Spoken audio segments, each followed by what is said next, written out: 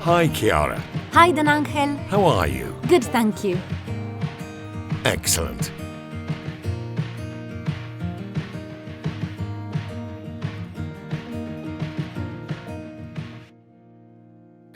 Dearest Salesian family of Don Bosco, in the light of our pedagogy and spirituality, this year we want to rediscover the lay dimension in our charism. I am happy to greet you, and indeed I was thinking of you, because this year I want to dedicate the Strenna to all of you, boys and girls, because you are the good yeast that makes the bread of the human family, the bread of the kingdom of God, grow and become tastier. And Jesus said again, "To what can I compare the kingdom of God? It is similar to the yeast which a woman took and mixed into 3 measures of flour until it was all leavened." The yeast works silently. The leavening occurs in silence, as is the work of the kingdom of God in its inner workings.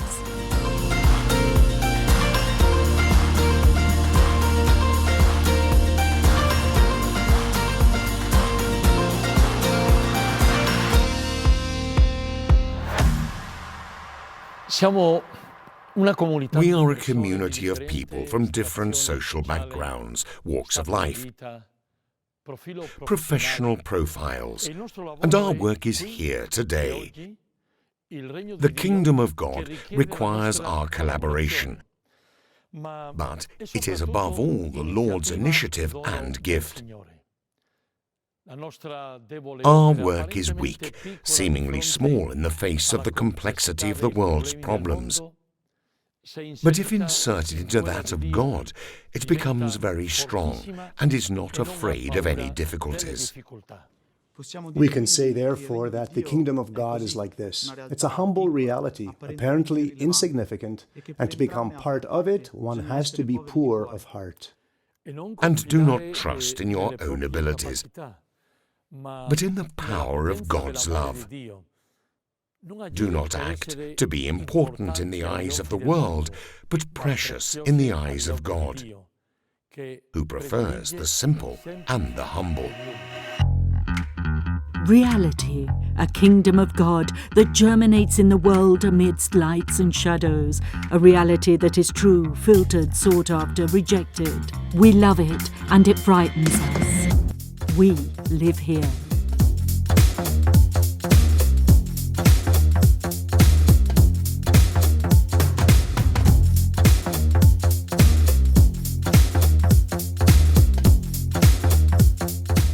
Pope Francis reminds us of this when he states, "Each generation must take up the struggles and achievements of previous generations and lead them to even higher goals."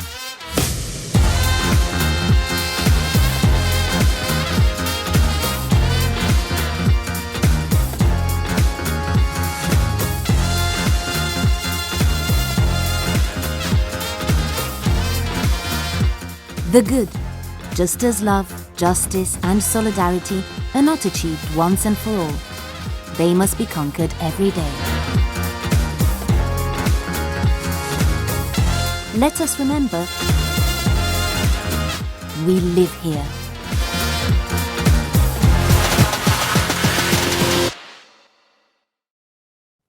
We cannot leave to tomorrow the good we must do today.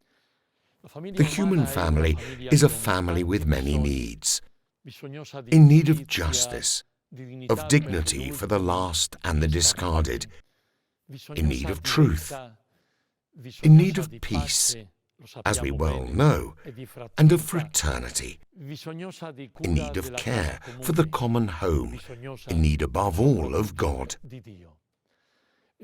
We are called, as the family of Don Bosco, to be leaven in this human family. Humanity, strong, imposing, big, full of questions. We are part of it and we also distance ourselves from it. We work here.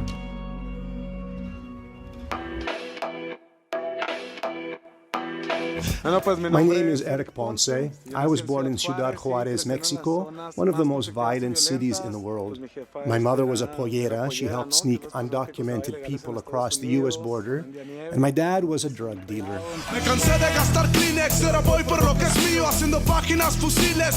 The atmosphere was so tense that I began to destroy every human connection I had. There was so much crime, killings in our parks, which had never happened before. Almost everyone had lost someone, a loved one, to cry about.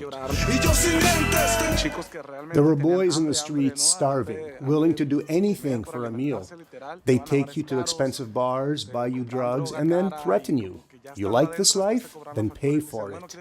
Massacres and shootings, they would mistake you for someone else and just kill you. That's what happened to most of my friends. Many of them are dead, others are in prison.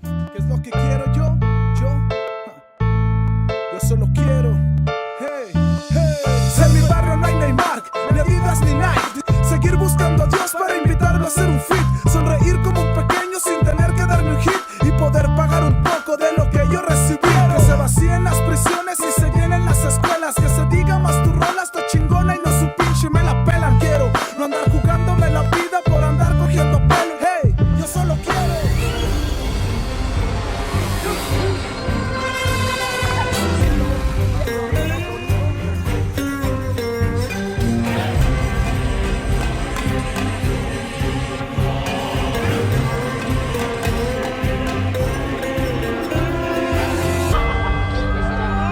Siempre he estado muy alejado de la religión.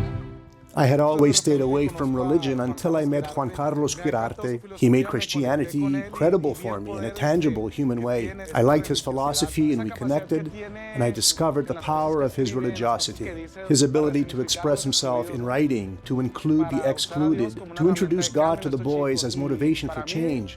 All this gave me a new respect for the church.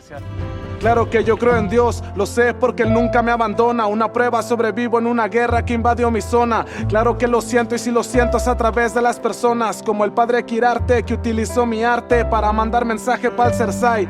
Él perdona al que ha pecado, lo que me pudo enseñar. Un futuro peso chicos, no los vino a apedrear, al contrario les dio sueños para que puedan progresar. Que la luz me lo acompañe donde quiera que la lucha Él vaya a continuar. The ultimate goal of Don Bosco's mission is, together with the salvation of his boys, the transformation of society. Without the laity, how can we reach there? The Church has need of lay people and of the lay vision, to speak the language of humanity, to live humanity. I grew up in the courtyard of the Silesian Oratory of Andria. I owe a great deal of gratitude to the Silesians, first of all for having accompanied me through all the stages of my growth to the point of bringing me here today to be the first citizen of a great reality in Puglia. I am grateful for the joy they transmitted to me, for their patience, for their humility, for having accompanied me even through difficult processes of growth, for having been discreet by my side, making me realize what I could really do with my life. But that experience was not confined to the courtyard of the Silesian Oratory. There we learned that we had to be salt of the earth. There I learned what it means to be leaven for others. There I matured in my choice to try my hand at the difficult exercise of democracy and the lessons. And today, with this tricolour sash, I feel the weight of a great responsibility to try to accompany my people on a path of rebirth, on a path of cohesion, on a path of care.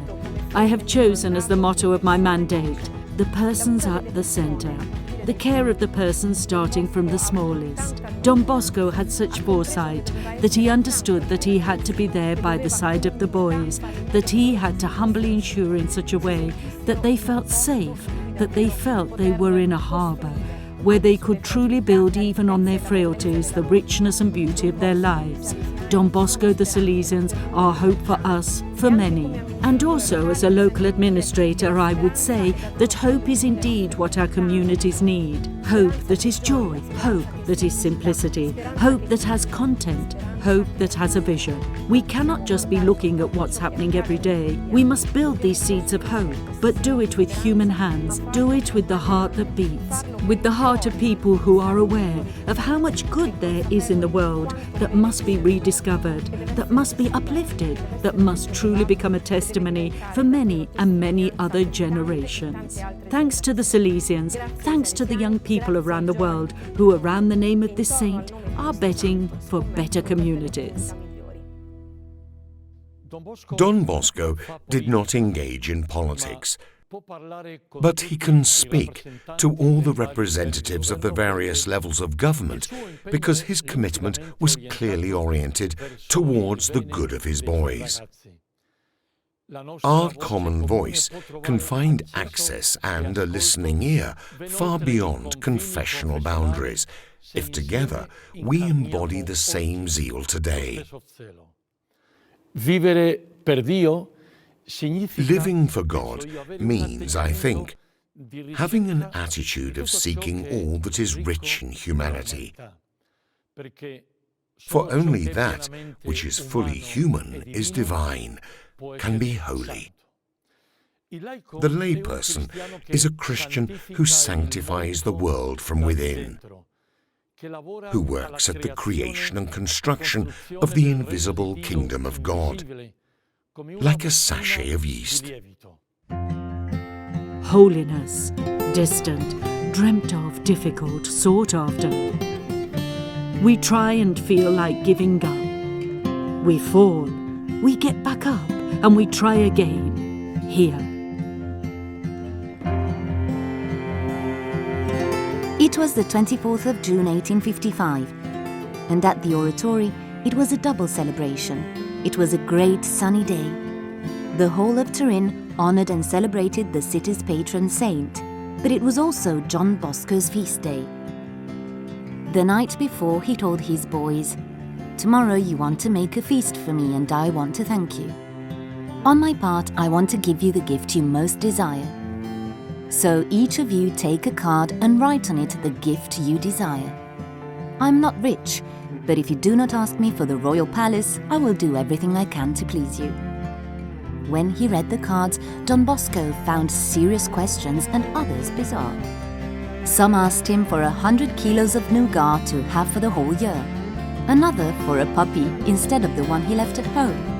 Giovanni Roda, a friend of Domenico Savio, asked him for a trumpet like the one of the Bersaglieri, because I want to join the musical band. On Domenico Savio's note, however, he found only 5 words: "Help me to become a saint." Sure, things have changed. Who would say such a thing today? But one thing has not changed. To be a saint takes courage. We have the recipe for holiness. Don Bosco gave it to us, you remember? Cheerfulness, doing one's duties and doing good to others. It is, in fact, a whole program to show us how to be leaven in the small space where God has planted us.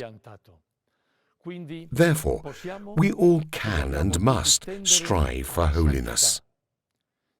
Without you, we can go nowhere. We know well that Don Bosco, from the very beginning of his mission at Valdocco, involved many lay people, friends and collaborators, so that they could participate in his mission among the young. It immediately aroused sharing and co-responsibility on the part of the clergy, laity, men and women. This is a point of no return, because it is the only viable way today. Do you want examples of lay saints?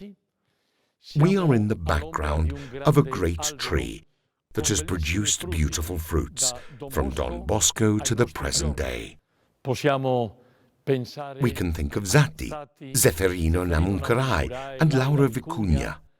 Albert Mavelli, Dominic Savio, Alessandrina da Costa, Attilio Giordani, the young martyrs of Potsdam, the young Bashir of Pakistan, or the Indian boy Bororo Simao, and the benefactress Dorothea of Chopitea. Also Mama Margaret, a beautiful figure of holiness. Of course, Mama Margaret, the holiness at the doorstep, the holiness of a mother who moulded the heart of her beloved son John, and who accompanied the birth of our charism without knowing it, in a simple way, by giving her life, the life she had and that she had left behind. And let's not forget Artemide Zatti, canonized just a few months ago. He lived his holiness as a layperson, a nurse, practicing charity in a small village hospital, a model of dedication to his people through ordinary work, having God as the source of his generosity and his faith as the motivating force in his life. Of course. And one after the other, they show us how to continue working for the kingdom of God, and how to make this third measure of flour grow. I conclude, and I do so with this certainty. All of us, consecrated men and women, lay men and women of our Salesian family, are committed and want to live with a true educational passion for our young people. And this because we are certain that the leaven is rightly the gospel of Christ, the Lord. It is He, the Lord, who shows us how everything He touches, everything He looks at, is filled with life. It is He who makes all things new. The kingdom of God is always in becoming, always in fermentation, always growing. Real, human, holy. A reality where everyone has their place. And you, dear young man, you, my dear brother, my dear sister of our Salesian family, you father, mother, you educator, teacher, all of you, each one of us must say to each other, what is my place in this reality of the kingdom of God? Del regno di Dio.